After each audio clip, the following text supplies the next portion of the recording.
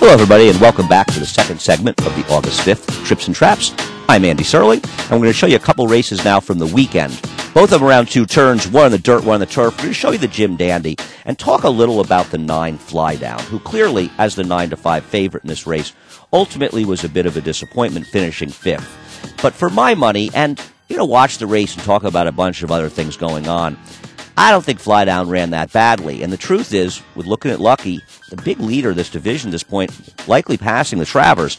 This Travers is very wide open, and Flydown's the kind of horse that's going to be a big price in that race now, and he has a lot more maybe to recommend than his PPs are going to show. Now, the major point about this race is we've run, I think, 6 two-turn races or so, maybe 7 in the last few days, including this race.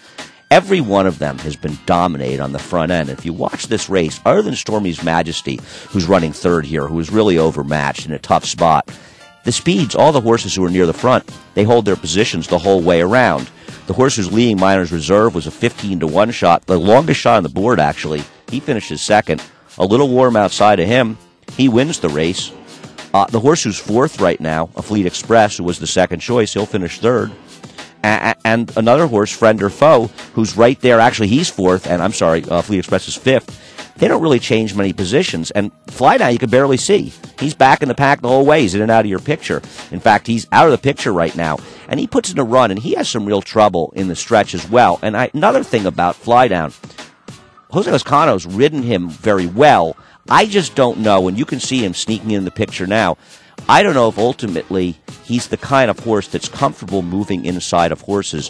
His big win in the Dwyer was a sweeping move outside, maybe splitting horses in the thing. Now, Lezcano comes through between horses here and wants to get to the outside, but a Fleet Express with very good race riding by Javier Castellano shuts the door and keeps him in. So Flydown has to split here, but he can't get to the outside because Friend or Foe is outside of him and a Fleet Express is outside of him.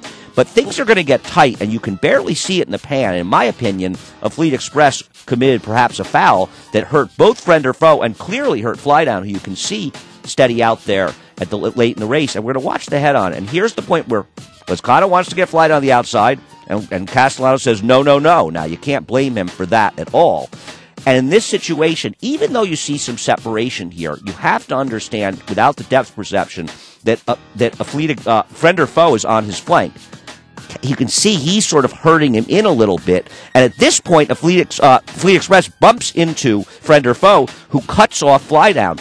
Could he have been third? Probably not, but he might have been. And it's a situation where Flydown was, A, against the grain of the racetrack, a track that's biased towards speed in these two-turn races, and he was never able to get comfortable.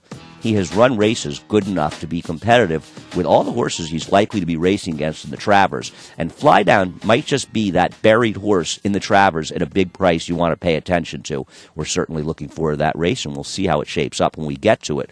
And we'll show another race from the next day. And this is a maiden race. New York State Breds going 1 mile and 1/16 in the inner turf. An interesting race where a number of horses had some trouble. First of all, the one horse, I Dreamt I Was, a layoff horse, who went off, I believe, as the $3.30 to 1 favorite in this race. Then New York Kitten, who was the third choice in here. He's the 4 horse out there. This horse will be blocked badly after a little bit early trouble. NOTELL, who was 9-2 in here, all horses who got bet. He ends up in a little trouble behind New York Kitten. Then he gets inside of him. We hit the backstretch. You'll see him steady out. He, too, is blocked in the stretch. I Dreamt I Was is the one, though, that I really thought had the most impossible of trips, because you cannot make the kind of slingshot move that his rider, John Velasquez, tried to make in here. Now, you'll see New York Kitten a little rank into the first turn between horses. Right behind him is NOTELL, and it's kind of a neat shot of Victor Santiago leaning over to keep him in. He gets him in the rail. Not even in the picture at this point is the one horse, I Dreamt I Was. He is back and last towards the inside. He's going to end up making a slingshot move later. We'll pick him up around the far turn. And it's not a race that collapsed. Yes, the leader in this race was a 33-1 shot that finished 10th. But the horses who are 2nd, 3rd, 5th, and 4th finish 4th, 3rd, 2nd, and 1st in a blanket finish. So the race did not fall apart, and all these horses were behind it. Now, New York Kitten's getting a very good trip, and you do have to say to yourself, well, New York Kitten was going to win this race if he got through in the stretch, and you'll see that later. But he might have won it with a very, very good trip, so do you really want him next time at a short price? NOTELL might be a little more buried, because we saw him steady out earlier inside of New York Kitten, and he never has a fair chance as well, and I think it's a little bit more hidden for NOTELL than it was for New York Kitten.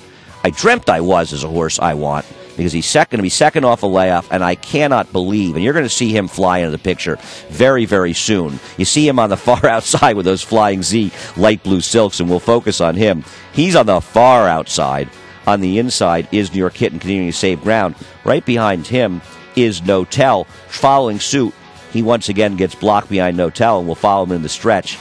I'm sorry, I Dreamt I Was. You're not winning with this kind of trip. The only way you're winning with this kind of trip is if you're tons the best as he blows the turn as well, and the race totally collapses. And don't forget, this race did not collapse. So he tried to do the virtual impossible, and here she did, I should say. I Dreamt I Was is the horse you want the most coming out of this race. NOTELL's behind horses, New York Kitten's inside of them, all the way on the outside, of course, I Dreamt I Was. We'll watch them in the stretch, and you'll see in the pan, these horses are just hopelessly blocked, and they have no chance. Julian Leparoux did a very good job at getting position, and he did the right thing. The field never separates. He never has a chance to get through. You can see here he can barely ride. Tries to duck to the inside. If you watch the actual gallop out, you'll see that he gets through the inside eventually and gallops past them. Here is New York Kitten. There's no room on the inside. There's no room between horses. NOTELL's a little out of sight of him. He never gets any room either. And these are two horses that the riders did the absolute best they could, and they rode them very well. They just got skunked. These are big fields. They're competitive fields, and nobody fell apart. If the race collapses, there's going to be separation. Horses are going to drift out. Horses are going to fall out of the picture. But when they all stay together, and you can see right now when it's too late, New York Kitten gets through on the inside, and he goes barreling through there, and he would have won the race. But it's just the way it goes sometimes. There's a few ways to win a race and many ways to lose them. That does it for the second episode of Trips and Traps. Once again, we love to hear your thoughts, and we need them up in Saratoga. There's a lot of races and a lot of trips and traps at NYRInc.com. Thanks for watching.